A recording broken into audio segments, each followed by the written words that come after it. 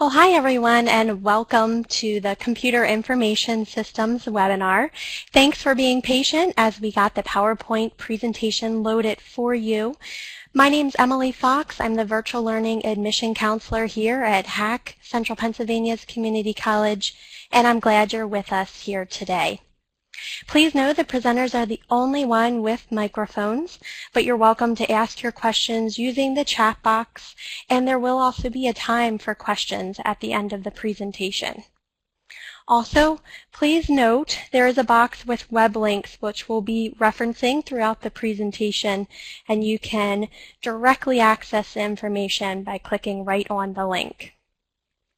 Also, in case HACC is new to you, I would like to give you a brief overview of Harrisburg Area Community College, which we more commonly refer to ourselves as HACC, Central Pennsylvania's Community College. HACC has 5 campus locations in the Central Pennsylvania area. You can see Gettysburg, Harrisburg, Lancaster, Lebanon, York, as well as virtual learning. So you'll hear about the different tracks for the Computer Information Systems program later on, and that includes the Support Specialist, Business Intelligence Application Developer, and Database Analyst. So all of the tracks are available through a combination of virtual learning and Harrisburg campus courses, as well as some of the other campuses that I mentioned as well. So you'll hear about the Computer Information Systems program today, and with me I have 2 experts, Professor Jennifer Orlando and Professor Rob Schenke. So Professor Orlando and Professor Schenke, they're experienced in the field, and they're also very knowledgeable with the program content. I'm glad to have both of them with us today.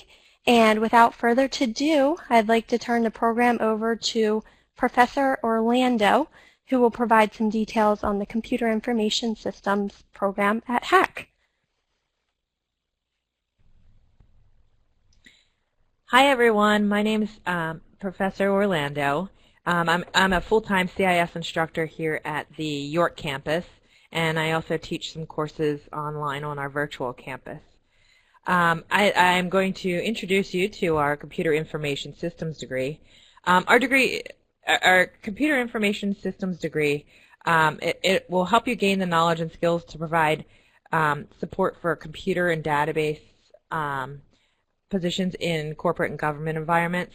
And in saying this, we have 3 different tracks that we'll offer that'll give you different career opportunities within this degree. And I'm going to go over those here in a few minutes. So our 3 different tracks, if you will, we have Computer Support Specialist, Database Analysts, and Business Intelligence Application Developers. Those might be the careers that you also might have with those degrees.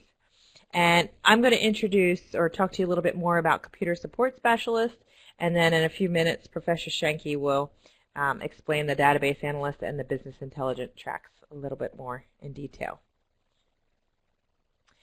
So our Computer Support Specialist, a position might be a computer operator, a help desk analyst, or a technical support specialist.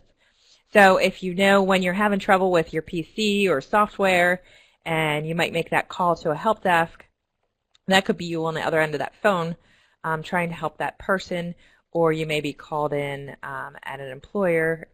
You might be in charge of installing the computers there, or being the help desk person at your employer. But basically in this position you'll definitely have a lot of contact with people, coworkers or clients, whoever they might be. A database analyst, that person, that degree may have such a career as a database analyst, database administrator, or possibly a data modeler. This person might be in charge of backing up data or ensuring the integrity of the database, which means they would make sure that, let's say there were no 2 people with the same bank account at your banking institution. You You wouldn't want that unless they had more money, of course. So that's what a database administrator may do. A business intelligence application developer may have a career such as an application programmer, a data warehouse developer, or a business analyst. So I like to think of it this way. You have a lot of those loyalty cards used at the grocery store. You could be a person who might be looking at the trends in that data to see what times people are going to the store, what they're purchasing, what items sell best when they're placed in a certain area, maybe what items sell best when you're purchasing just something as simple as a pizza dough. So they will analyze trends over time, and then they will tell everyone tell their boss what information they have found, and usually the marketing will take over from there. So going deeper into our computer support specialist, I'm going to go over that, and like I said, Professor Schenke will go over the database analyst and the business intelligence application developer. Again, the computer support specialist will provide help and advice to people within an organization, and sometimes they're called a network support specialist. The job titles do differ from company to company. But they'll basically support the information technology within the organization. Others may call it computer user support specialist. They may have assist non-IT users. You might be doing this over the phone or in person. The median pay for a computer support specialist is $51,470 per year. Now, you may see regional differences. And I want to tell you a little bit, median pay is the middle number. So half of the workers earned below this level and half of them earned above this level. But there are plenty of jobs in this track, and I wanted to point out that the job outlook here is 12%, which it also states that it's growing faster than average, which is a good sign for this degree track. Some of the sample courses might be, we have Microsoft Windows operating systems, and this course is going to help you learn the back end of your operating system, how to fix the basics, reset your PC, and sometimes trying to get rid of some viruses or what's making your computer slower. We will have installing and troubleshooting PCs. This is another fun course. This one's designed to show you how to install PCs, install software, and it gets a little deeper into the troubleshooting issues someone might be having. And then we have our Intro to Windows Server course. This will introduce you to local area client and server networking, and it will use the current generation of Microsoft Windows Server, and also emphasizes on the skills that are necessary to install and configure and administer Active Directory. And I'd now like to turn the webinar over to Professor Schenke. Thank you, Professor Orlando. I'm Professor Schenke. I am, again, a full-time faculty here at HACC, and I primarily teach in the Harrisburg campus, and I also teach some online campuses as well for the virtual courses. So my main area of focus here is with the computer servers as well as the database and BI, business intelligence track. So I'm going to talk a little bit now about our database analyst. So what do you do as a database analyst? Some of the things that you might do is working with large sets of data. So your responsibility here is to take data, store that data, and ensure that it has integrity, it has consistency.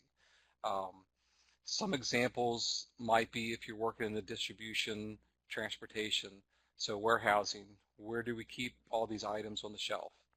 You know, if you walk into a warehouse and an order is placed, someone has to know, and usually that's an information system with a database that can tell you exactly, go down aisle 23, shelf 4, you know, the second row in, and that's where you're going to find that particular product. So a database analyst, they make sure that that data is available to the users, they make sure that it's secure, that hackers aren't getting in there, and also security can mean that someone, when they're actually removing a product from the shelf, that the database is updated to reflect the current inventory levels. So almost every industry has some form of a database. It's either going to run your payroll system, HR systems, accounting, um, uh, warehousing, transportation, logistics, even your phone books and address books rely on databases. So databases are definitely everywhere.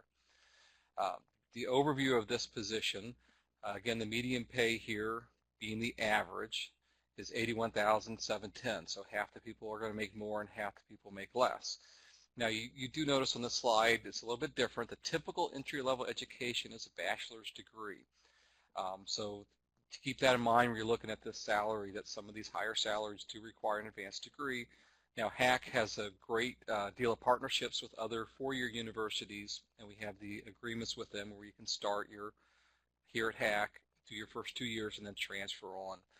That doesn't mean you need to get that four-year degree. There are definitely entry-level database analyst positions for a 2-year degree, but just keep that in mind, and we'll talk about that later at the end about some of the articulation agreements. Also looking at the outlook and forecast, 11% faster than average, so this means that this is a growing in-demand field. So we're looking between the next few years up to 2024, we expect an additional 13,400 positions open in the database analyst. So very similar to database analysts. Let me talk about some of the courses first. Got a little ahead of myself. So some of the courses we offer, very wide range of things to do with databases.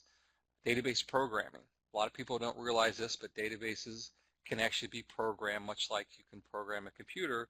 We can program databases, and we'll learn how to do that. You'll learn how to create these scripts that add users, update tables, create functions and triggers, and everything you would do with normal programming. We do that with databases. We have courses on that.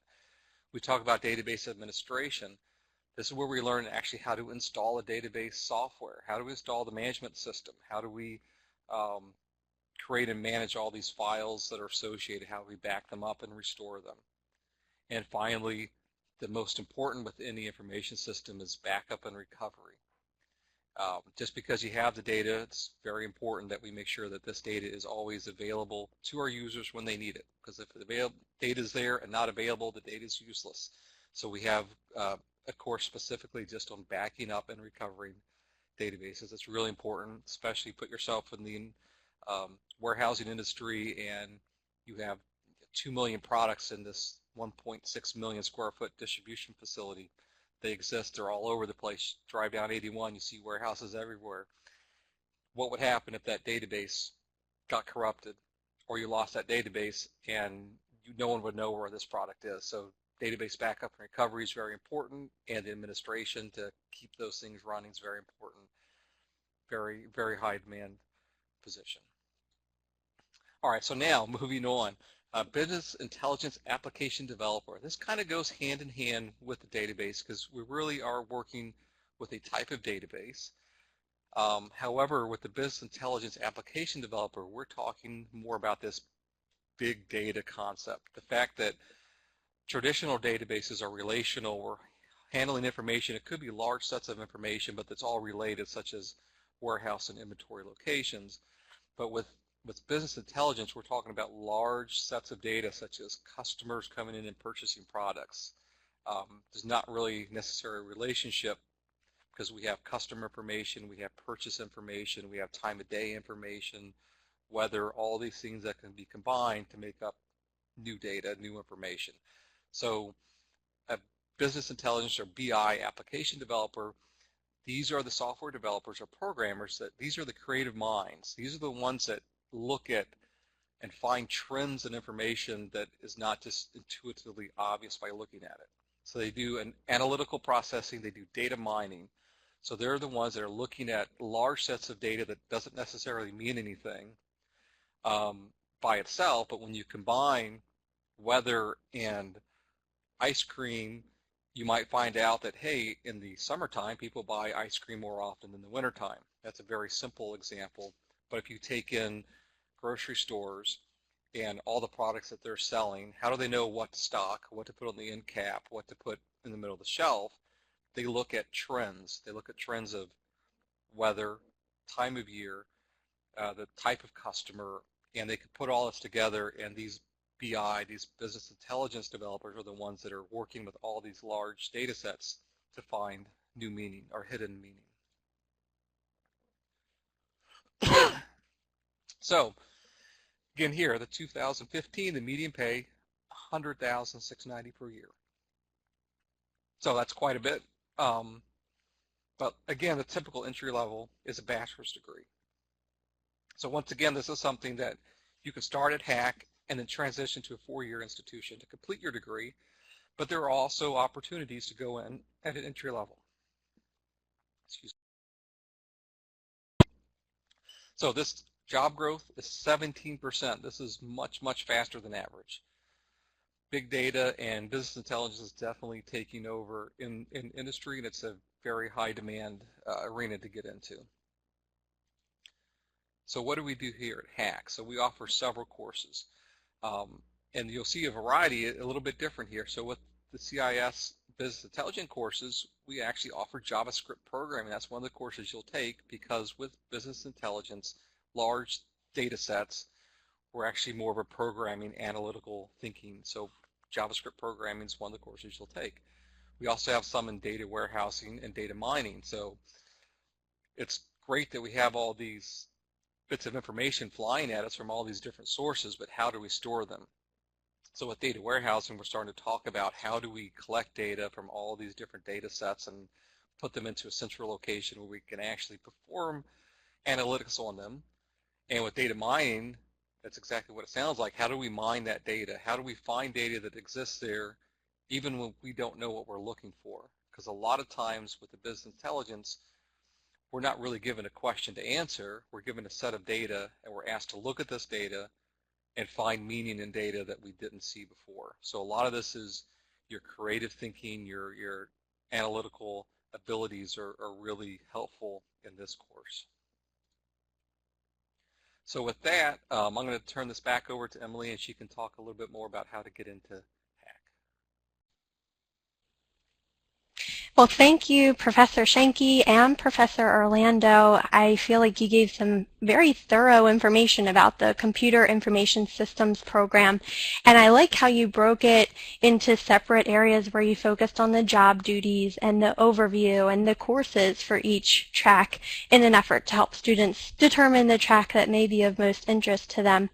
I found it very interesting, many of the things that somebody in the computer information systems, a job that they may land, are often things that we take for granted or a company takes for granted, but are crucial pieces of information to serve the customers better or just to do the job more efficiently. So thanks for overviewing the Computer Information Systems program. At this point, I would like to go through the steps for what you would need to do to become a HACC student. And know that I'm going through the steps here very briefly, but you can refer to the webinar web links, the admission steps, for more information and detail to these admission steps, or you're welcome to reach out to me and I'll walk you through more thoroughly. But the first step to become a HACC student is to complete an application online at hacc.edu. And then from there, we encourage all students to fill out their FAFSA, the free application for federal student aid, and that can be done at fafsa.gov. From there, students go through placement testing in math, reading, and writing, really just to determine which courses would be best for you to begin your studies. So it's not timed, but it does usually take students about 2 hours to complete the placement test, which may be done on any one of our HACC campus locations or online. From there, students go through new student orientation, either on campus or online from their MyHACC account. And then students will work with an advisor to create an educational plan from there. Gina Bowers, and I know she's here with us on the webinar today. Gina works very closely with students to put together an educational plan. She communicates mainly through email, and I do have her email address on there. After you meet with Gina and register for your classes, create an educational plan, students do have to pay for their college, and HACC, we strive to be affordable yet quality education. You can see the tuition information there in the webinar web links, but just quickly for the 2016-2017 academic school year, it's $217.50 per credit if you're a student in one of HACC's 22 sponsored school districts, and then it's $259.50 per credit for students who reside in Pennsylvania in a non-sponsored school district. And then if you're out of state, it's $307.50 per credit. Then as a last step, we do recommend that students go to a Jumpstart Your Success event. Webinars, we have events on campus, really just to start you off on the right tracks being a successful online student. You can go to hacc.edu/jumpstart, or we do have the web link for the Jumpstart listed on this page as well. There's some great videos in addition to attending an event, which can give you some helpful tips. So I encourage you to check that out. One other thing I would like to mention is, I know this webinar was very focused on the Computer Information Systems program, but you may want to learn more about HACC as a whole, and you can do so by attending the open house, which is next Wednesday, October 12th, and it runs from 5:30 to 7:30 p.m. That's on all campus locations as well as online, and there will be a $1,000 tuition giveaway at each open house. So hope you can attend. You can register by going to hacc.edu/open house. So I know you were given a lot of information about the Computer Information Systems program as well as the admission steps.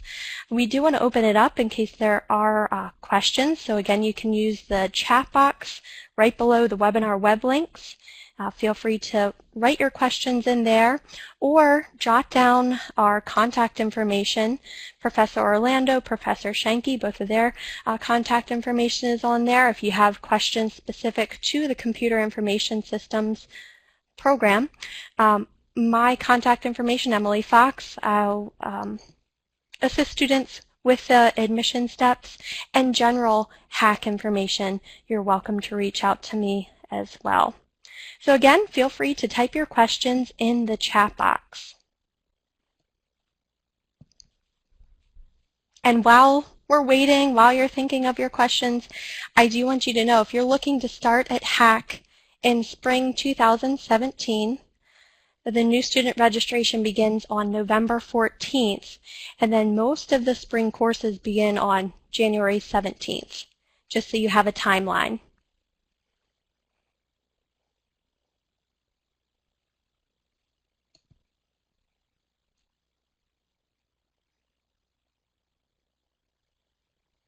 It doesn't look like anybody is asking any questions, which is fine. Maybe we were just so thorough with our information you don't have any questions at this time. I'm hoping that is the case, and I hope that you did find this webinar to be beneficial.